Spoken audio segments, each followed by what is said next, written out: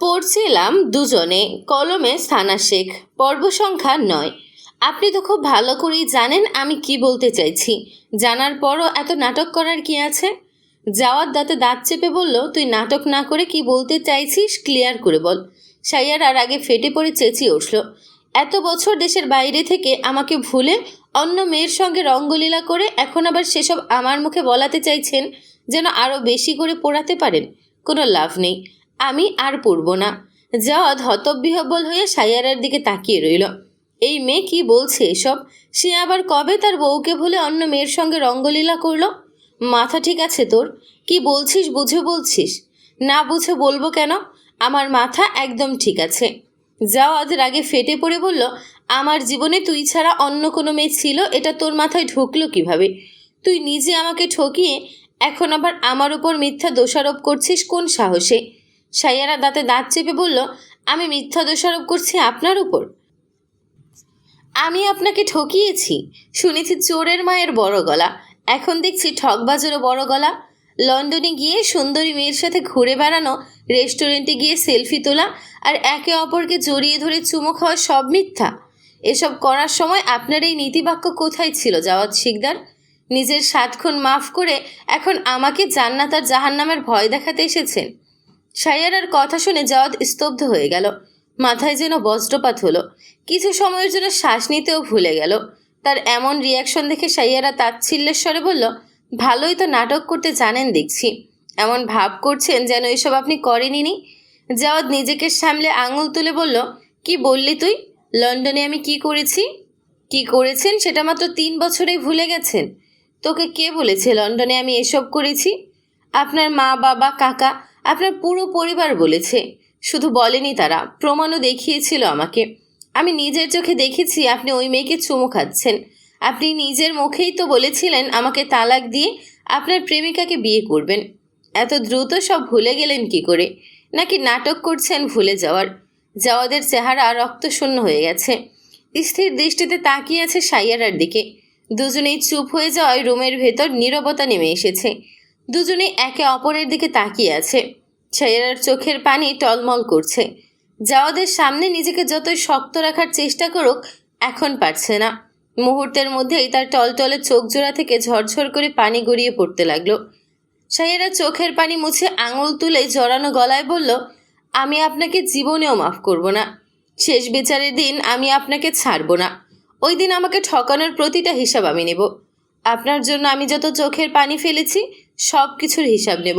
আপনাকে দেখলেও এখন ঘৃণা লাগে আমার, অথচ এই আমি কিনা আপনাকে ভালোবেসে পাগলের মতো কাঁদতাম। কথাগুলো বলেই জাওয়াদের সামনে থেকে সরে যাওয়ার জন্য পা বাড়ালো সাইয়ারা। পেছন থেকে জাওয়াদ বলল, সাই দাঁড়া। সাইয়ারার পা দুটো থেমে গেল। আব্বু আম্মু সত্যি তোকে এই কথা বলেছে? মিথ্যা বলবো কেন আপনাকে? তুই আমার কাছ থেকে কিছু না শুনে বাড়ির মানুষের মুখের কথা বিশ্বাস করে নিলি। মুখের কথা বিশ্বাস করিনি বলেই তো চোখে আঙুল দিয়ে দেখিয়ে দিয়েছে যেন আর অবিশ্বাস না করি। কি দেখিয়েছে? সাইয়ারার আগে কাঁপতে কাঁপতে বলল, আপনি অন্য মেয়েকে জড়িয়ে ধরে চুমু খাচ্ছেন। আরও কিছু শুনতে চান? আমি কোনো মেয়েকে চুমু খাচ্ছি এমন ছবি কে দেখিয়েছে তোকে? আপনার বাপ চাচাই দেখিয়েছে। আমার যেদিন অ্যাক্সিডেন্ট হলো সেদিন তুই কোথায় ছিলি? সিলেটে, বড় ফুপোর বাড়িতে। সত্যি? হ্যাঁ। ওই দিন তুই তোর রুমে ছিলি না? না, আপনি যেদিন এলেন তার আগের দিনই তো সিলেট চলে গিয়েছিলাম। আব্বু আম্মু আর বাড়ির সবাই তোকে বলেছে আমার গার্লফ্রেন্ড আছে, আর ওই মেয়ের আর আমার ছবি তোকে দেখিয়েছে, যেখানে আমি ওই মেয়েকে জড়িয়ে ধরে চুমু খাচ্ছি। আমি তোকে তালাক দিয়ে তাকে বিয়ে করব সেটাও বলেছে, তাই তো? সাইয়ারা লম্বা করে শ্বাস টেনে নিয়ে শক্ত কণ্ঠে বলল, হ্যাঁ। একে একে দুই মিলাতে খুব বেশি সময় লাগলো না জাওয়াদের। তার তীক্ষ্ণ বুদ্ধি মুহূর্তের মধ্যে পুরো সমীকরণটা মিলিয়ে নিল। সে বুঝতে পারল তাদের দুই পরিবার নিজেদের শত্রুতার জের ধরে বড় একটা নোংরা চাল চেলেছিল, যা দিয়ে ওনারা তাদের দুজনের মন থেকে একে অপরকে চিরতরে মুছে ফেলতে চেয়েছিল। সে ভাবত সাইয়ারা তাকে ঠকিয়েছে, আর সাইয়ারা ভেবে আসছে সে তাকে ঠকাচ্ছে।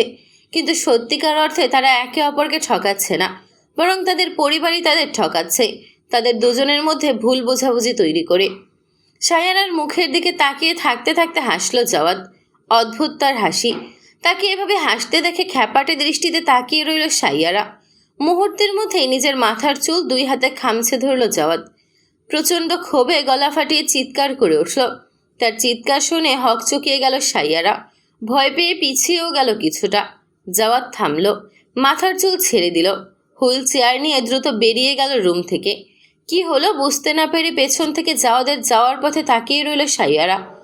লোকটা পাগল টাগল হলো নাকি হুট করে? জাওয়াদ কোথায় গেল আর কি করতে গেল দেখার জন্য সাইয়ারা নিজেও রুম থেকে বেরিয়ে এলো। জাওয়াদ ড্রয়িং রুমের মাঝখানে বসে আছে হুইল চেয়ারে। জামশেদ শিকদার আর জামিল শিকদার বাদে বাড়ির ছোট বড় সবাই ড্রয়িং রুমে উপস্থিত আছে।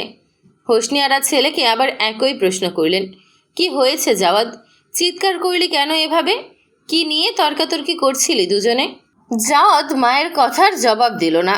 ছোট ভাইয়ের দিকে তাকিয়ে বলল, তোর বাপ চাচাকে কল করে বাড়িতে আসতে বল, এই মুহূর্তেই যেন বাড়িতে আসে, আর সারোয়ার শিকদারকেও আসতে বল। জাওয়াদের কথা আর কথার বলার ধরন দেখে শক্ট বাড়ির সবাই। হোসনে আরার গলা শুকিয়ে কাঠ হয়ে গেল ছেলের চোখে চোখ পড়তেই। তিনি দ্বিতীয়বার আর ছেলের চোখের দিকে তাকাতে পারলেন না। রান্নাঘরের দিকে পা বাড়াতেই জাওয়াদ কর্কশ গলায় বলল, আপনি ওদিকে কোথায় যাচ্ছেন? একদম নড়বেন না এখান থেকে। হোসনে আরার মনে হলো ওনার বুকের ভেতর কেউ ছুরি ঢুকিয়ে দিয়েছে। জাওয়াদ আজকের আগে এভাবে কোনোদিন ওনার সঙ্গে কথা বলেনি। জাবিনকে এখনও চুপচাপ দাঁড়িয়ে থাকতে দেখে বজ্রকণ্ঠে ধমকে উঠল জাওয়াদ, এই কি বলেছি তোকে? এখনও দাঁড়িয়ে কেন এভাবে? কল কর তোর বাপ চাচাকে, বল এই মুহূর্তেই বাড়িতে আসতে। জাবিন মিনমিন করে বলল, এভাবে কথা বলছো কেন? আব্বু আর চাচ্চু কি তোমার বাপ চাচা না? না। উপস্থিত সবাই বিস্ফোরিত চোখে তাকিয়ে রইল জাওয়াদের দিকে। রাগে রীতিমতো কাঁপছে জাওয়াদ। হুইল চেয়ারের হাতল ধরে রাখা হাত দুটোর রগ ফুলে ফেপে উঠছে। কপাল আর ঘাড়ের রগগুলোও ফুলে উঠেছে। চোয়াল শক্ত, চাউনি ভয়ঙ্কর, যেন সব কিছু ধ্বংস করে দেবে। জাওয়াদকে এই রূপে দেখে বুক কাঁপতে শুরু করেছে সাইয়ারার। জাওয়াদ এরকম কেন করছে? জাওয়াদের সত্যিটা তাকে বলে দিয়েছে বলে এমন করছে, নাকি এর পেছনে অন্য কোনো কারণ আছে? কল কর। জাওয়াদের বজ্র কণ্ঠে উপস্থিত সবাই কেঁপে উঠল আরও একবার। জাবিন দ্রুত কল করলো বাবার ফোনে। রিসিভ হতেই বলল, আব্বু দ্রুত বাড়িতে আসো, তুমি আর চাচ্চু। ওপাশ থেকে কি বলল শোনা গেল না। জাবিন বলল, ভাইয়া ভয়ঙ্কর রকমের রেগে আছে, তোমাদের দুজনকে এই মুহূর্তে বাড়িতে আসতে বলেছে। জানি না কি হয়েছে, তোমরা দ্রুত আসো। আচ্ছা রাখছি, সারোয়ার শিকদারকে কল কর। জাবিন বড় ভাইয়ের দিকে তাকালো। চাচ্চুর নাম্বার নেই আমার কাছে, কার কাছে আছে নিয়ে কল কর দ্রুত। জাবিন সাইয়ারার দিকে তাকালো। কাছে এগিয়ে আসতে আসতে বলো, সাইয়ারা তোর জাবিনের কথা শেষ হওয়ার আগেই গর্জন করে উঠল জাওয়াদ। বেচারা জাবিন কি ভুল করেছে বুঝতে না পেরেও ভয়ে ভয়ে তাকালো বড় ভাইয়ের দিকে। ভাবি হয় তোর, জীবনে যেন তৃতীয়বার এই কথা মনে করিয়ে দিতে না হয়। জাবিন দ্রুত মাথা নাড়ল। সে ভুলে সাইয়ারার নাম ধরে ডেকে ফেলেছে। জাওয়াদ তাকে গতকাল সকালেই বলেছিল সাইয়ারাকে যেন নাম ধরে না ডাকে। গত পরশু রাতে সাইয়ারার সঙ্গে বাজে আচরণ করার কারণে গতকাল সকালে জাহানারাকে যেই ধমক দিয়েছিল, জাওয়াদ তারপর জাহানারা সাইয়ারার দিকে চোখ তুলে আর তাকায়নি। রাম ধমক খেয়ে বেচারের গতকাল দুপুরের জ্বর চলে এসেছে। জাবিন সাইয়ারার দিকে তাকিয়ে বলল, ভাবি চাচ্চুর নাম্বার আপনার মুখস্থ নেই? সাইয়ারা জাওয়াদের দিকে তাকিয়ে থেকেই মাথা নাড়ল।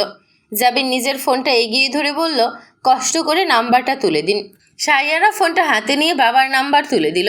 জাওয়াদ বলল, সাইয়ারার মা আর ভাইদেরও নিয়ে আসতে বলবি। আচ্ছা। সাইয়ারার শাশুড়ি মায়ের দিকে তাকালো। ওনার চেহারা শুকিয়ে কালো হয়ে গেছে, সঙ্গে উম্মে হাবিবা আর সামিউল শিকদারেরও। সবাই এত ভয় পাচ্ছে কেন? জাওয়াদ ঘেমে নিয়ে জবজবে হয়ে গেছে। সে গরম সহ্য করতে না পেরে হুইল চেয়ার নিয়ে সোফার কাছে এগিয়ে এলো। মুখ ওপরের দিকে তুলে চোখ বন্ধ করে বসে রইল। আধা ঘন্টার মধ্যে বাড়িতে হাজির হলো সবাই। জাওয়াদ এখনও ওপরের দিকে মুখ করে বসে আছে চোখ বন্ধ করে। সাইয়ারা রুমে চলে গেছে। এদের নাটক দেখার সময় বা ইচ্ছে কোনোটাই তার নেই। বাকিরা বসে আছে সোফায়। সামিউল শিকদার প্রেশার উঠেছে আর নামছে। তিনি বুঝতে পেরে গেছেন কাহিনী কি ঘটেছে। উনি আগেই বলেছিলেন দুজনকে সব কিছু জানিয়ে দিয়ে আবার বিয়ে পড়াতে, কিন্তু জামশেদ শিকদার রাজি হননি। তিনি বলেছেন নিজেরা যদি কখনো জানতে পারে জানবে, নয়তো সারা জীবন না জেনেই পার করবে। যেহেতু দুজন একে অপরকে এখনও ভালোবাসে, তাই এক ছাদের নিচে থাকতে থাকতে সব ঠিক হয়ে যাবে ধীরে ধীরে। হোসনে আরা সোফা ছেড়ে উঠে দাঁড়িয়ে স্বামীর দিকে তাকিয়ে রইলেন ছলো ছলো চোখে। বাকিরাও সোফা ছেড়ে উঠে দাঁড়ালো। জামশেদ শিকদার বড় ছেলের দিকে তাকালেন। বুক ধরফর করছে ওনার। ঘটনা কি আজ করতে পারছেন বোধহয় কিছুটা। ছেলের পাশে দাঁড়িয়ে নরম গলায় বললেন, জাওয়াদ, কি হয়েছে? জাওয়াদ সোজা হয়ে বসে হুইল চেয়ার ঘোরালো। তার চোখ জোড়ায় রক্ত উঠে লাল টকটকে হয়ে গেছে। বড় বড় চুল দাঁড়িয়ে লাল লাল চোখ আর কঠিন চেহারার জাওয়াদকে দেখতে ভয়ঙ্করই লাগছে। সে বাবার কথার কোনো উত্তর না দিয়ে উপস্থিত সকলের দিকে নজর বোলালো। সায়ারাকে দেখতে না পেয়ে জেসমিনের দিকে তাকিয়ে বলল, সাই কোথায়? সাই বলতে জাওয়াদ কাকে বোঝাচ্ছে এটা বুঝতে কিঞ্চিত সময় লাগলো জেসমিনের। বুঝতে পেরে বলল, ভাবি তো রুমে চলে গেছে। যা, ডেকে নিয়ে আয়। জেসমিন মাথা নেড়ে জাওয়াদের রুমের দিকে এগোলো। সাইয়ারা এলো কয়েক মিনিট পর। বাবা মা আর ভাইদের দিকে তাকিয়ে সোফার পাশে দাঁড়িয়ে রইল। জাওয়াদ বাবার দিকে তাকিয়ে শান্ত স্বরে বলল, আমাকে মিথ্যে কথা কেন বলেছিলেন? জামশেদ শিকদার ছেলের কথার মানে বুঝতে পেরেও কপালে কয়েক ভাঁজ ফেলে না বোঝার ভান করে বললেন, কি মিথ্যা বলেছি? কি মিথ্যা বলেছেন বুঝতে পারছেন না এখন? আমার প্রেমিকা কোথায়, যাকে আমি জড়িয়ে ধরে চুমু খেয়েছিলাম? জামশেদ শিকদারের চেহারা চুপসে গেল। বাকিদের চেহারায়ও আধার নেমে এসেছে। সাইয়ারার চোখ জোড়া সরু করে জাওয়াদের দিকে তাকিয়ে আছে। জাওয়াদ সারোয়ার শিকদারের দিকে তাকিয়ে বলল, আপনার মেয়ের প্রেমিক কোথায়? যান, তাকে নিয়ে আসুন। জাওয়াদের কথা শুনে সাইয়ারার মাথায় যেন বাজ পড়ল। ফোঁস করে উঠে আঙুল তুলে শাসিয়ে বলল, মুখ সামলে কথা বলুন। কি বলছেন এসব? জাওয়াদ সাইয়ারের দিকে তাকিয়ে নরম গলায় বলল, যান, আস্তে, আমার কথা শেষ করতে দে আগে। সাইয়ারার চোখ জোড়া যেন কোটর থেকে বেরিয়ে আসবে এখন। সে ঠিক শুনেছে তো। জাওয়াদ তাকে জান ডাকলো। জাওয়াদ বাপ চাচা আর শ্বশুরের দিকে তাকিয়ে বলল, সত্যিটা এবার বলে ফেলুন। কেউ কিছু বলছে না। সকলের চেহারা ফাটা বেলুনের মতো চুপসে রয়েছে। সাইয়ারা বুঝতে পারছে না জাওয়াদ কোন সত্য বলতে বলছে। কি হলো? কেউ কথা বলছেন না কেন? আমার প্রেমিকা আছে, অথচ আমি নিজেই জানি না। আমি তাকে নিয়ে ঘুরতে গেছি, রেস্টুরেন্টে খেতে গেছি, জড়িয়ে ধরে চুমু খেয়েছি। আমি আমার বউকে তালাক দিয়ে প্রেমিকাকে বিয়ে করব। এই গল্প আমার বউ সহ বাড়ির সবাই জানতো, শুধু আমিই জানতাম না। বাহ, দারুণ। সায়ারার দিকে তাকিয়ে ঠোঁটে হাসি ফুটিয়ে বলে, যান, আরও একটা কাহিনী আছে, যেটা শুনলে তুইও সারপ্রাইজড হয়ে যাবি। তোরও একটা প্রেমিক আছে, যার কথা আমি সহ আমাদের দুজনের পরিবার জানে, শুধু তুই জানিস না। বিষয়টা দারুণ না? সায়ারা বিস্ফোরিত চোখে সকলের দিকে নজর বুলিয়ে জাওয়াদের দিকে তাকালো আবার। জাওয়াদের ঠোঁটের হাসি মিলিয়ে গেছে। সে বাবার দিকে তাকিয়ে বলল, কথা বলছেন না কেন মিস্টার জামশেদ শিকদার? আমার বউকে কেন বলেছিলেন আমার প্রেমিকা আছে, আর আমি তাকে তালাক দিয়ে প্রেমিকাকে বিয়ে করব? জামশেদ শিকদার কথা না বলে মেজের দিকে তাকিয়ে রইলেন। কোন মুখে বলবেন কথাগুলো? লোভে অন্ধ হয়ে আর জেদের বশে ভুল তো তিনি করেই ফেলেছেন। জাওয়াদ সারোয়ার শিকদারের দিকে তাকিয়ে বলল, আপনি নিজের মেয়ের নামে এত বড় মিথ্যা কেন বলেছিলেন? নিজের মেয়ের চরিত্রে দাগ লাগাতে বুক কাঁপেনি আপনার? সবাই এখন মুখে কুলু পেটেছেন কেন?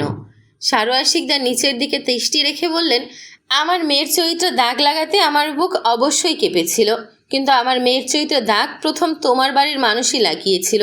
তুমি যখন কল করে আমাকে জিজ্ঞেস করলে সাইয়ারার প্রেমিক আছে কি না, তখন আমি বুঝতে পেরেছিলাম তোমার বাড়ির মানুষ সাইয়ারার নামে মিথ্যা বলেছে তোমার কাছে।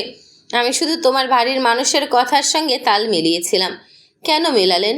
সত্যিটা বললেই তো পারতেন। আমি চাইনি সাইয়ারাকে এই বাড়িতে পাঠাতে। কেন চাননি? আমার বাপ দাদা আপনাদের টাকা মেরে খেয়েছিল, আর তাদের জন্য আপনার বাবা মারা গেছেন বলে। হ্যাঁ, এত কিছু ঘটার পর কে চাইবে সেই বাড়িতে মেয়ে দিতে? দোষ করলো এই মানুষগুলো। শাস্তি এত বছর ধরে আমি আর সাই কেন পাচ্ছি? দোষ তো আমরা করিনি, তাহলে শাস্তি আমরা কেন পেলাম? সারোয়ার শিকদার কথা বললেন না। জাওয়াদ বাবার দিকে তাকিয়ে কর্কশ গলায় বলল, আপনার মুখে কি গ্লু আটকে গেছে? কথা বলছেন না কেন? সাইকে কেন বলেছিলেন আমার প্রেমিকা আছে? ফেক ছবি বানিয়ে ওকে কেন দেখিয়েছেন?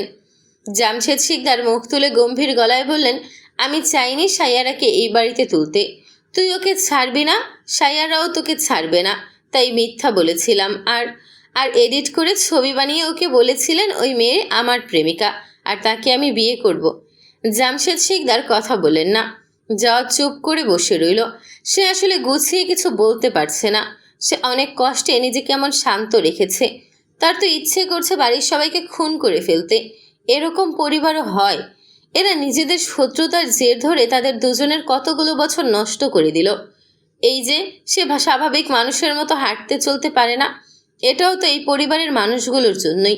সারোয়ার শিকদারের দিকে তাকিয়ে আবার বলল, 3 বছর আগে আমি যখন সাইকে নিতে গেলাম, তখন সাই কোথায় ছিল? সিলেট। সাই যদি সিলেটেই ছিল তবে আমাকে কেন বলেছিলেন সাই রুমের ভেতর রয়েছে? মিথ্যে বলেছিলাম যেন তুমি সাইয়ারাকে নিতে আর না যাও। আমার অত আহাজারি সেদিন আপনাকে একটুও ছুতে পারেনি। একটু মানবিকতা তো দেখাতেই পারতেন।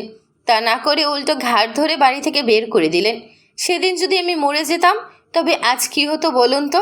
আমিও সত্যিটা জানতে পারতাম না, সাইও কোনো দিন জানতে পারতো না। ভুল বোঝাবুঝি দিয়ে আমাদের এক জনম শেষ। সাই যদি কোনোভাবে জেনেও যেত তাতেও কোনো লাভ হতো না, উল্টো ও আরও বেশি কষ্ট পেত। কারণ তখন তো আমি থাকতামই না। ভাগ্যিস সেদিন মৃত্যুর মুখ থেকে ফিরে এসেছিলাম। একটু থেমে বাবার দিকে তাকিয়ে বলল, শুরু থেকে বলুন যা যা মিথ্যে বলেছেন এখন পর্যন্ত আমাকে আর সাইকে। জামশেদ শিকদার মাথা নিচু করে একে একে বলতে লাগলেন সব। তিনি বুঝতে পেরেছেন কোনো কিছু লুকিয়ে আর কোনো লাভ নেই এখন। আর সত্য যে সারা জীবন লুকিয়ে রাখা যায় না এটাও জানেন। আজ না হয় কাল সত্যিটা তাকে বলতেই হতো। জামশেদ শিকদারের বলা শেষ হতেই সারোয়ার শিকদারকেও সব কিছু বলতে বলল জাওয়াত। সারোয়ার শিকদারও মাথা নিচু করে বলতে লাগলেন। অপরাধ বোধে মেয়ের দিকে আর তাকাতে পারলেন না। সাইয়ারা কেমন করে তাকিয়ে আছে ওনার মুখের দিকে। উনি সব কিছু বলার জন্য প্রস্তুত ছিলেন, কিন্তু এত দ্রুত বলতে হবে ভাবেননি। ভেবেছিলেন অন্তত কয়েক মাস তো পার হবেই, অথচ দুজনে একসঙ্গে আছে এই গত পরশু রাত থেকে। সারোয়ার শিকদার থামলেন। যাওয়ার তাকালো সাইয়ারার দিকে। সাইয়ারার চোখে মুখে অবিশ্বাস। টপ টপ করে চোখ জোড়া থেকে পানি গড়িয়ে পড়ছে। মেয়েটা কাঁপছে থরথর করে। জাওয়াদের মুখের দিকে তাকাতেই জাওয়াদ চোখে চোখ রেখে বলল, জানিস তো জান, আমি তোকে ভালোবাসি, তুইও আমাকে ভালোবাসতি। আমাদের ভালোবাসায় কোনো কমতি ছিল না। কমতি ছিল আমাদের পরিবারের মানুষগুলোর ভালোবাসার আর মনুষ্যত্বে। ওরা তোকেও মিথ্যে বলেছে, আমাকেও মিথ্যে বলেছে। পার্থক্য শুধু এতটুকুই, তুই মিথ্যাকে সত্যি ভেবে আমাকে ঘৃণা করেছিস, আর আমি মিথ্যাকে সত্যি ভেবেও তোকে ভালোবেসে গেছি। তুই ছাড়া আমার জীবনে কোনো নারী কোনো দিন ছিল না, আজও নেই, আর কোনো দিন আসবেও না। আমি তোর ছিলাম, আছি, আর থাকবো। তুই না থাকলেও তোর জায়গা কেউ কোনো দিন নিতে পারবে না, কারণ আমি শুধু তোকেই ভালোবাসি। সাইয়ারা আর দাঁড়িয়ে থাকতে না পেরে ধপ করে বসে পড়ল মেঝেতে। অবিশ্বাস্য চোখে বাবার মুখের দিকে তাকিয়ে রইল আরও কিছুক্ষণ। তারপর জাওয়াদের মুখের দিকে। 20 বছরের একটা মেয়ে, নিজেকে আর কত শক্ত করে রাখবে? হাউমাউ করে কেঁদে উঠল মেয়েটা। বাবার এই বিশ্বাসঘাতকতা সহ্য করতে পারল না সে। সোফার সঙ্গে বাড়ি মারল নিজের মাথা, তারপর আবার মারল, তারপর আবার মারল। ঠাস ঠাস শব্দ ড্রয়িং রুমের দেয়ালে দেয়ালে বাড়ি খেতে লাগলো।